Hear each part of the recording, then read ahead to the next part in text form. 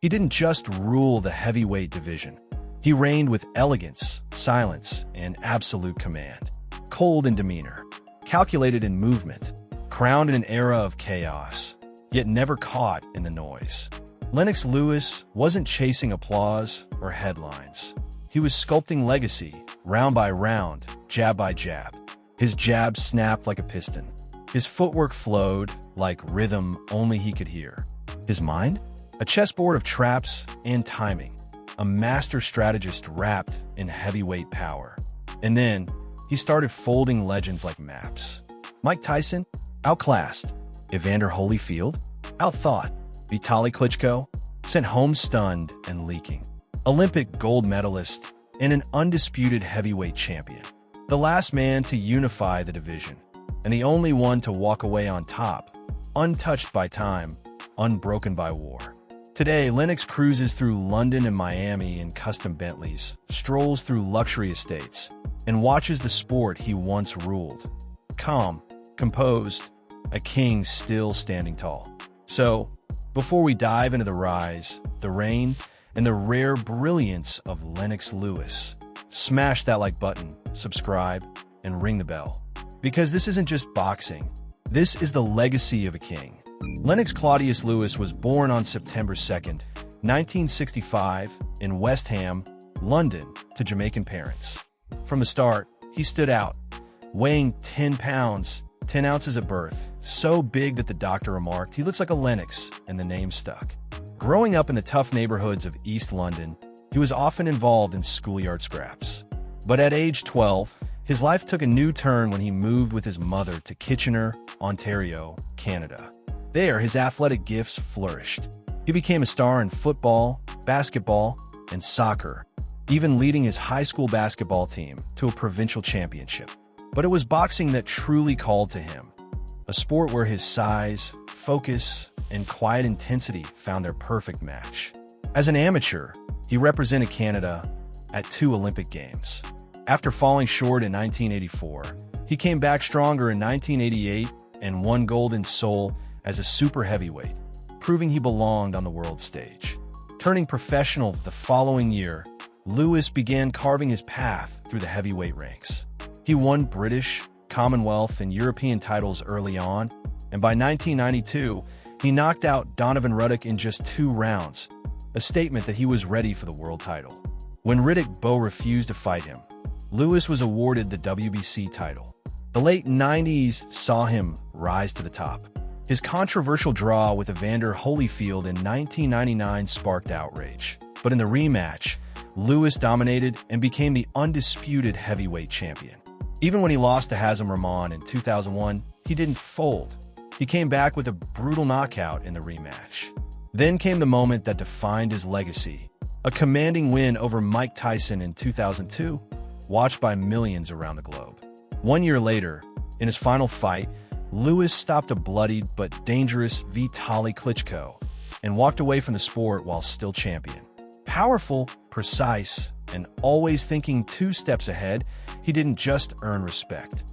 He earned generational wealth. With an estimated net worth of $140 million, much of it from mega fights and pay-per-view revenue, he remains one of the most successful boxers outside the ring as well.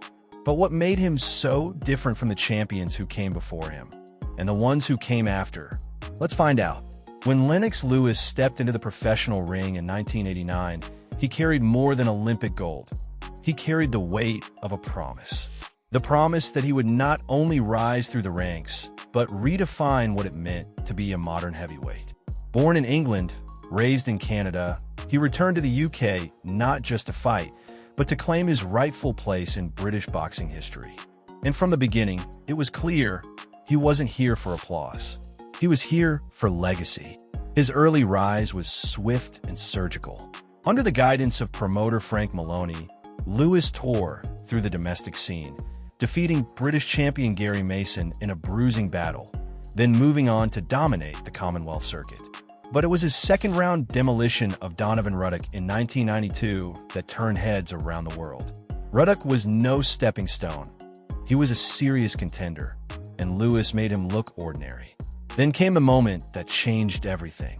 Riddick Bowe, the man he had beaten for Olympic gold, was now heavyweight champion. But instead of facing Lewis in the pros, Bowe famously tossed his WBC belt into a trash can, refusing the fight. The WBC handed the title to Lewis, but it came with an asterisk in the eyes of some critics. Lennox knew it, and he intended to erase that doubt with every punch he threw. Title defenses followed against veterans like Tony Tucker, fellow Brit Frank Bruno, and the tough Phil Jackson. But then came disaster. In 1994, Oliver McCall, a fighter many had underestimated, stunned the world by knocking Lewis out in just 2 rounds. The title was gone. The dream? Shaken, but not shattered. Lewis didn't crumble. Instead, he retooled. He turned to legendary trainer Emanuel Stewart, and under Stewart's eye, he evolved from a raw power puncher into a strategic technician. The transformation was undeniable. And in 1997, in one of the strangest fights ever televised, Lewis got his revenge. McCall suffered a very public emotional breakdown mid-fight, refusing to throw punches, and the referee had no choice but to stop it. Lewis had his WBC belt back, and a mission renewed. What followed was a masterclass in dominance. Andrew Golota, whom many thought would test Lewis's mettle, was knocked out in the very first round. Shannon Briggs, another dangerous challenger, couldn't withstand the pressure. Henry Akinwand, Michael Grant, Francois Botha all fell. By the late 1990s, there was no denying it. Lennox Lewis was the best heavyweight on the planet. But he wasn't done proving it.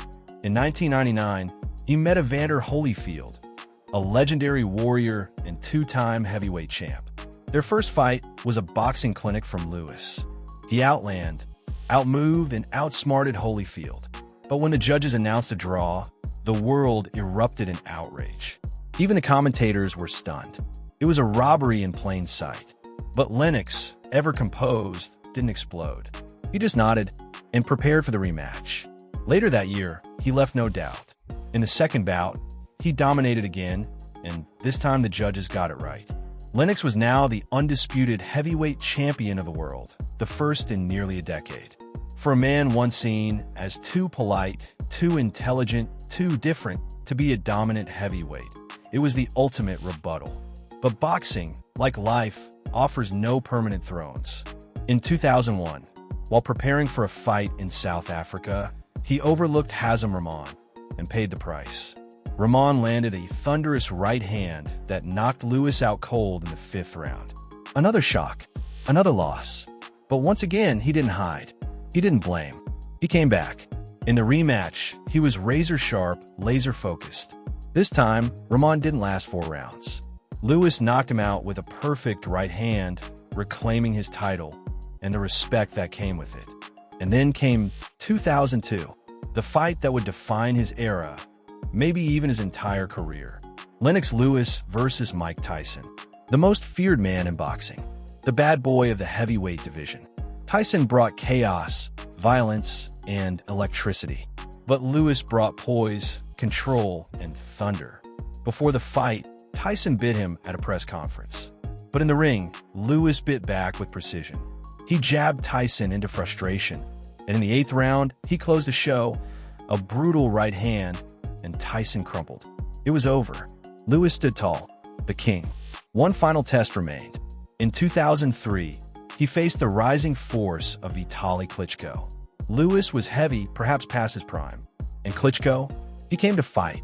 Through 6 rounds, he pushed Lewis hard, even leading on all scorecards. But Lennox's punches found their mark, and a savage right hand tore a deep cut above Klitschko's eye. The doctor waved it off. TKO victory. Still champion. The world wanted a rematch. Klitschko demanded it. But Lewis, at the top, chose to walk away. Not from fear, from peace. He had nothing left to prove. He left the sport with 41 wins, just 2 losses and 1 draw. 32 knockouts, multiple world titles, undisputed supremacy, and a career that spanned 2 decades, bridging the era of Tyson and Holyfield to the dawn of Klitschko. So, what does it take to become not just a champion, but the champion of champions? For Lennox Lewis, it took vision, patience, and the mind of a grandmaster playing chess in a world of punchers. But while his fists did the talking in the ring, what kind of man was he when the gloves came off? That's the story we'll uncover next. For Lennox Lewis, retirement in 2003 didn't mean disappearing. It meant evolving. After conquering the heavyweight division and walking away at the peak of his powers, Lewis didn't chase comebacks or legacy fights. When old rival Riddick Bowe tried to stir the pot, Lewis coolly replied, "I'll beat him up for free," before continuing his life with calm assurance, never once tempted by the lure of the ring. But his shadow never left boxing. From 2006 to 2010, he brought his mind to the mic as a ringside analyst on HBO's Boxing After Dark, offering insight with the same precision he once brought to his jab. But behind the fame and fortune, who is Lennox Lewis the man? The answer begins not in the roar of the arena, but in a quiet moment in 2000 when he met Violet Chong, a former Miss Jamaica runner-up with grace that matched his strength. Their connection was instant, the kind that grounds a man who spent years battling giants. By 2005, just 2 years after his retirement, they were married, settling into a life far removed from the chaos of championship nights. Together, they raised 4 children, in a home filled not with the echoes of punches, but with laughter, purpose, and love. Lewis, once the lion in the ring, now found his greatest fulfillment in fatherhood, embracing a role that demanded a different kind of strength. But even in peace, his mind remained sharp. A devout Christian and avid chess enthusiast, he believed that the strategy of life mattered just as much as the strategy of boxing. He didn't just play chess, he used it to change lives, funding after-school programs for underprivileged youth, one of which led a young player to a university scholarship. But even after all this time, one question remains: what is the legacy Lennox Lewis truly leaves behind? To find the answer, you only need to walk through the gates of Lion's Lair, his sprawling Jamaican estate perched on a hilltop overlooking the shimmering Caribbean Sea. This isn't just a home, it's a statement, a sanctuary where luxury meets legacy. Tucked within the exclusive Trial Golf Club Resort, the mansion unfolds like a dream. Floor-to-ceiling windows frame panoramic ocean views. A 15-foot deep swimming pool sparkles under the tropical sun, and an open-air patio blurs the line between nature and design.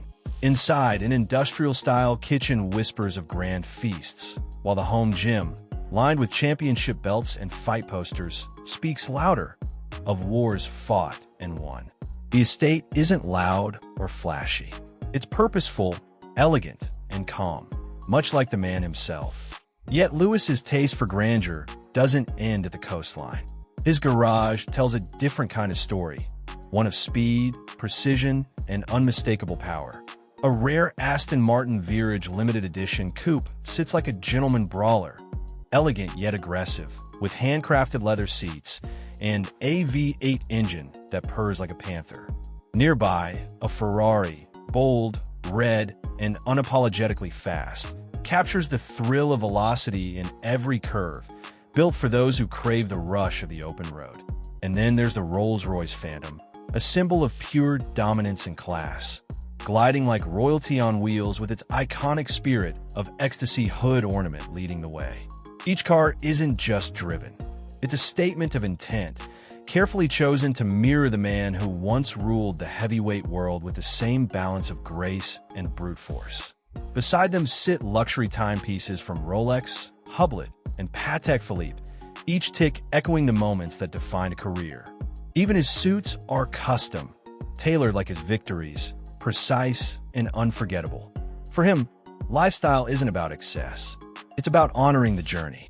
But for a man who's already conquered the world, lives like royalty, and gives like a king, what drives him now?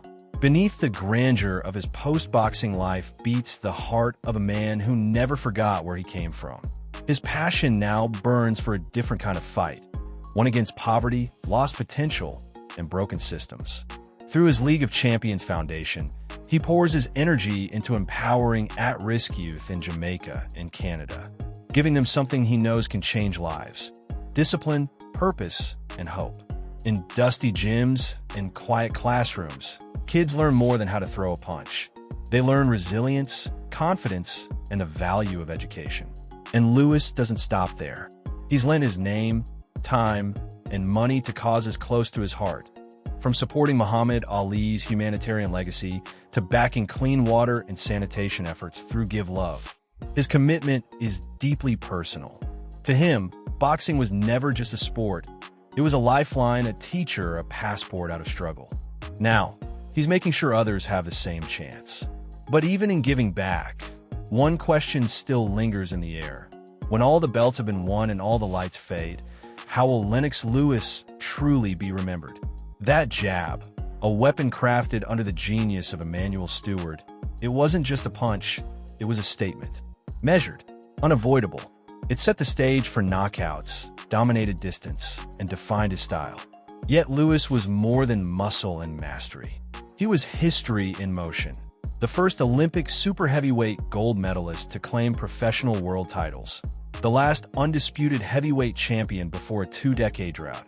And one of only 4 men in boxing history to retire as champion on a win.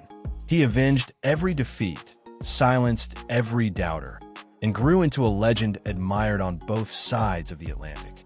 But even away from the spotlight, he never stood still. From films and poker tables to philanthropic work across 4 continents, he carried his greatness into every arena he touched. Before you go, don't miss out on exclusive perks. Click the link in the description to become a channel member and enjoy awesome benefits, like suggesting future video topics, getting early access to new content 48 hours before anyone else, and much more. Your support means the world and helps us keep bringing you the stories you love. If you enjoyed this video, hit that like button, drop a comment, and subscribe for more amazing content. And while you're here, why not check out our deep dive into Roberto Duran's video? Trust me, you won't want to miss it. Thanks for watching, and we'll see you in the next one.